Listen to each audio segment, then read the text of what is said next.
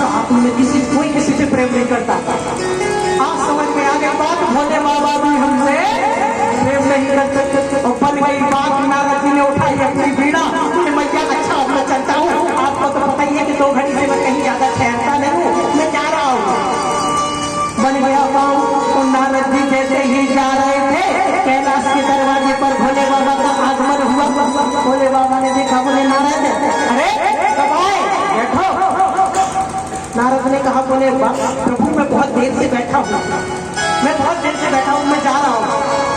बोले कुछ जल ग्रहण किया? बोले हाँ, मैया के पास बैठा था मैं, जल पिलाया उन्होंने। मन ही मन कह रहे थे जाओ अंदर, फिर देखते हैं क्या होता है। और भोले बाबा जैसे ही अंदर गए तो आज शीतल जल नहीं मिला। बोले आज तो कुपित होकर के माता पार्वती बैठी हुई है, मुंह फुला करके बैठी हुई है। भोले बाबा ने कहा, देवी क्या हुआ? पार्वती कहती है, जाओ जी मैं आपसे बात नहीं करना चाहती। क्यों, क्या बात है? बोले आप नंबर 1 इकट्ठा होगी और मैं क्यों? बोले आप हमसे प्रेम नहीं करते। बोले बाबा कहते हैं, बोले देवी तुझे पता नहीं, संसार में कोई इतना प्रेम नहीं करता होगा जितना मैं तुमसे प्रेम करता हूँ। पार्वती मैया कहती है, बोले अच्छा एक बात बताओ, यदि आप हमसे प्रेम करते हैं तो आपके गले में जो मुंडों की माला पड़ी हुई है, यह मुंड किसके, किस किसके मुंडों को धारण करके रखा है आपने? भोले बाबा ने कहा, बस देवी इतनी सी बात है। तो सुन, ये सारे के सारे मुंड जो है वो सब तेरे मुंड है। पार्वती ने कहा, मेरे मुंड? वो कैसे? बोले वो ऐसे कि तुम्हें हर जन्म में मरना पड़ता है, और जब तुम मर जाती हो तो तुम्हारा मुंड मैं इस माला में याद करने के लिए धारण कर लेता हूँ। बाबा मैं मरती हूँ? बोले हाँ। बोले स्वामी आप? बोले मैं नहीं मरता। बोले आप क्यों नहीं मरते, आपको भी मरना चाहिए। बोले मैं इसलिए नहीं मरता क्योंकि मैंने अमर कथा का पान किया है। पार्वती ने कहा, बोले बाबा तब तो स्वामी आप और हमसे प्रेम नहीं करते। क्यों? बोले यदि अगर आपने अमर कथा का पान किया तो मैं अमर कथा का पान मुझे भी करा दो, मुझे भी न मरना पड़े, मैं भी निश्चित हो जाऊंगा। भोले बाबा ने कहा, बोले देवी सुना तो दूंगा मैं अमर कथा, पान तो करा दूंगा, लेकिन एक शर्त है। बोले क्या? बोले 7 दिन की कथा है और एक स्थान पर बैठ करके रीढ़ की सीधी हड्डी करके बैठ करके कथा श्रवण करनी पड़ेगी। ये नहीं कि बीच में तुम सो जाओ तो तुम्हें नींद आती है बहुत। पार्वती ने कहा, बोले नहीं नहीं स्वामी मुझे नींद नहीं आएगी। बोले एक काम करते हैं, हम आपको बीच में ओमकार की ध्वनि सुनाते रहेंगे। भोले बाबा ने कहा, बोले हाँ, क्योंकि हम जब कथा कहते हैं तो हमारी लग जाती है समाधि, तो समाधि में नेत्र बंद हो जाते हैं, हम कथा सुनाते जाएंगे, हम देख नहीं पाएंगे तो मैं सुन रही हो मैं सो रही हूँ। ठीक है, यही उपाय ठीक है कि तुम ओमकार बोलते रहना बीच बीच में, ओम ओम ओम, तो हमें पता लगता रहेगा कि तुम कथा सुन रही हो। अब भोले बाबा ने कहा, बोले ठीक है कथा सुनने के लिए तैयार हो, बैठ जाओ। और भोले बाबा ने अपना डमरू बजाया, और जैसे ही डमरू बजाया तो कैलाश पर्वत पर जितनी भी जीव जंतु थे सब वहां से पलायन कर गए, भाग गए। एक तोते का अंडा वहां पड़ा रहा। भोले बाबा ने विचार किया, जब यह सामर्थ्यशाली जीव उड़ गए, चले गए, अरे इस अंडे में तो अभी जीव भी नहीं आया, यह क्या अमर कथा का पान करेगा। भोले बाबा आए, आसन पर बैठे और समाधि लगा करके कथा सुनाने लगे। इधर पार्वती ओमकार की ध्वनि बोल रही है, ओम ओम ओम, तो भोले बाबा कथा सुना रहे हैं। कथा के प्रभाव से उस अंडे में जीव आ गया। उस अंडे में जीव आया, नन्हा सा सुख सावक निकला, और वह सुख सावक भगवान की कथा सुनने के लिए पार्वती मैया के बगल में जाकर के बैठ गया। तोते का बच्चा पार्वती के बगल में बैठा हुआ कथा का पान कर रहा। और जैसे ही 10वें स्कंद में भगवान प्रवेश किए और उतने में ही पार्वती को आ गई नींद। इधर नींद आई पार्वती को। तोते की बच्ची ने सोचा कि यदि अगर ओंकार की ध्वनि सुनने को नहीं मिलेगी तो भोले बाबा कथा कर देंगे बंद। क्या करूं? तो तोते की एक विशेषता होती है, वह जो सुनता है वह बोलने लगता है। इधर पार्वती तो सो गई, वह तोते का बच्चा बोलने लगा ओ ओ ओ ओ। भोले बाबा यही जान रहे हैं कि पार्वती बोल रही है। जैसे ही कथा विराम हुई, भगवान ने जैसे ही जयकार लगाई, भागवत भगवान की जय। ऐसे ही मुद्रा खुली पार्वती की। हाँ हाँ हाँ स्वामी, ये बताओ पूतना आई फिर क्या हुआ? भोले बाबा ने कहा पूतना आई? अरे बोले कथा हो गई पूरी। बाबा ने कहा क्या हुआ तुझे? बोले स्वामी मुझे क्षमा करना, मुझे नींद आ गई थी। बोले बाबा ने कहा तुम्हें नींद आ गई थी तो ओंकार की ध्वनि कौन बोल रहा था? दृष्टि घुमा करके देखा तो नन्ना सा सुख सावक बैठा बैठा हुआ ओंकार की ध्वनि बोल रहा है। भोले बाबा के नेत्र लाल हो गए, कुपित हो गए और भोले बाबा ने उठाया त्रिशूल। सुख सावक को मारने के लिए जैसे ही दौड़े, आगे आगे वह नन्ना सा पक्षी उड़ता हुआ चला आया पृथ्वी पर। भोले बाबा पीछे पीछे त्रिशूल लेकर के और वह सुख सावक उड़ता हुआ अपने प्राणों को बचाने के लिए खोज रहा है कोई स्थान। कि महाराज व्यास महाराज की पत्नी बालों को सुखा रही थी स्नान करने के बाद। अपनी छत पर उन्हें उबासी आई, तो जैसे ही उबासी आई मुंह खुला, उस तोते के बच्चे ने उससे सुरक्षित स्थान कोई नहीं जाना और उसके व्यास पत्नी के मुख से प्रवेश करके उनके गर्भ में जाकर के बैठ गया। भोले बाबा ने देख लिया, बोले इस स्त्री के मुख से प्रवेश करके गर्भ में बैठ गया वह मेरा अपराधी है। क्या किया जाए? स्त्री पर तो प्रहार कर नहीं सकते। जाकर के व्यास जी महाराज को बुलाए। व्यास जी महाराज बाहर निकलो। व्यास जी महाराज बाहर निकले। जैसे ही दर्शन किया भूत भावर भोले शंकरनाथ का, अहो भक्त प्रभु आप पधारिए। भोले बाबा को देख करके प्रसन्न हो गए। भोले बाबा आइए पधारिए।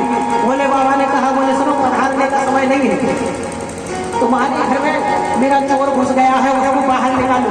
मैं उसे मारना चाहता हूँ, समाप्त कर देना चाहता हूँ। व्यास जी महाराज ने कहा बोले महाराज एक बात बताओ। सबसे पहली बात तो यह है कि आपके पास ऐसा कौन सा धन है जो चोर चुराएगा?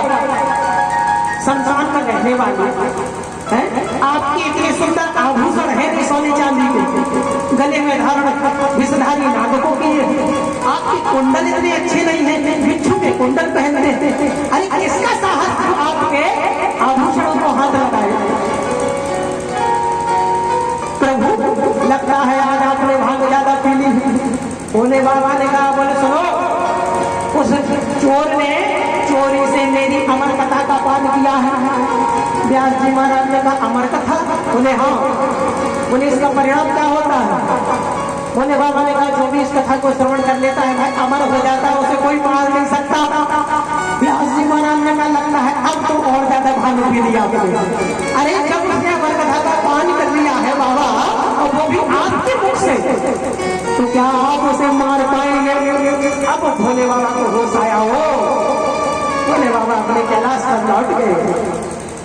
इधर सुखदेव बाबा 12 वर्ष के बाद अपने माँ के गर्भ से बाहर निकलते हैं। बाहर नहीं निकल रहे हैं, जन्म नहीं ले रहे हैं। व्यास जी महाराज परेशान हो गए कि मेरा बेटा गर्भ से बाहर ही नहीं आता। नारायण को बुलाया, बोले प्रभु अब आप ही कहिए इससे कि बाहर निकले, क्योंकि आपका भक्त है। नारायण ने कहा सुखदेव बाहर निकलो। सुखदेव बाबा कहते हैं बोले नहीं प्रभु मैं संसार में आना नहीं चाहता। क्यों? प्रभु मुझे पता है आपकी माया बड़ी प्रभावशाली है, मुझे डर है कहीं संसार में आकर के माया मेरे ऊपर प्रभाव न डाल दे, क्योंकि मैं आपका भजन करना चाहता हूँ। भगवान ने कहा बोले मैं तुम्हें वचन देता हूँ, मेरी माया तुम पर कोई प्रभाव आ जाओ बाहर। तब नारायण का जब वचन मिला तब सुखदेव बाबा आज बाहर निकले। यम प्रजन्ते मरुपेतम पेत कृत्यम द्वैपायनो विरह तलया जुहावा पुत्रेति तन्मयतया तमो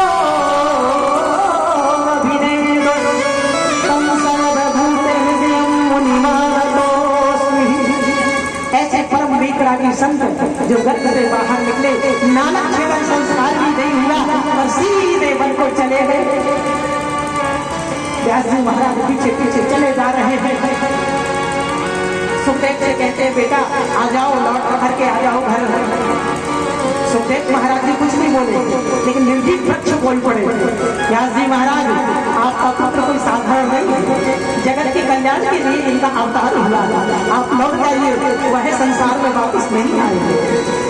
इस प्रकार से फिर व्यास जी महाराज को असंतोष हुआ। बहुत से पुराणों की रचना की। जब श्रीमद् भागवत महापुराण की रचना की और इनके श्लोकों को सुखदेव जी तक सुनाने का प्रबंध किया, तब सुखदेव जी महाराज श्रीमद् भागवत कथा को श्रवण करने के लिए, पढ़ने के लिए आए। इस प्रकार से श्रीमद् भागवत कथा के मुख्य वक्ता श्री सुखदेव भगवान की कथा को श्रवण कराया सुखदेव जी महाराज ने। आइए यह दिव्य कथा, अभी तो प्रारंभ भी नहीं हुई कथा, अभी तो हम प्रथम स्कंद में प्रवेश किए हैं। महाराज 18,000 श्लोकों की पावन संगीता है। भगवान की अनेक लीलाएं और भगवान की अनेक ऐसे सुंदर सुंदर भक्तों की कथा इस श्रीमद् भागवत महापुराण में भरी पड़ी हुई है। इन कथाओं को श्रवण करने के बाद जीव का कल्याण हो जाता है, जीव को सुख मिलता है, दुख से निवृत्ति मिलती है। आइए ऐसे श्रीमद् भागवत कथा को हम नित्य श्रवण करते हैं। हम अपनी वाणी को यही विराम देंगे, समय भी अपनी सीमा तक। और कल के लिए हम आप सभी लोगों से पूछना चाहेंगे कि भगवान की इस कथा का समय क्या रखा जाए, क्योंकि कल मैंने तो 2 बजे से सुनिश्चित किया था। 2 बजे दोपहर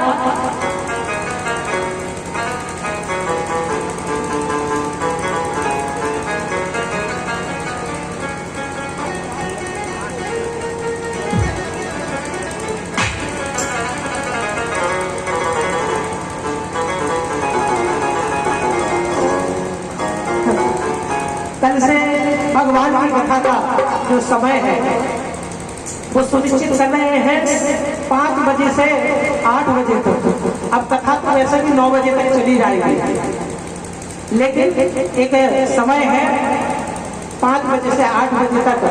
5 बजे आप सभी लोग उपस्थित हो जाएं। सांध्य काल की वेला में हम भगवान की कथा का आनंद लेंगे। आप सभी लोग ज्यादा से ज्यादा संख्या में पधारें, श्रद्धालुओं को बताएं, श्रोताओं को लेकर के आए, क्योंकि भगवान की यह दिव्य कथा बार बार सुनने को नहीं मिलती है। मनोहारी कथा, भगवान की दिव्य कथा कभी कभी मिलती है। आइए कुछ हरिनाम संकीर्तन, तदुपरांत हम भागवत भगवान की आरती करेंगे।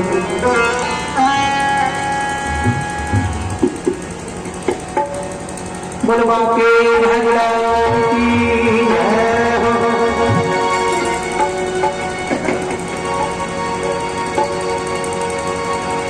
ओ मेरे सिर पर रख दो कान्हा अपने ये दोनों हाथ, मेरे सिर पर रख दो प्रभु जी अपने ये दोनों हाथ।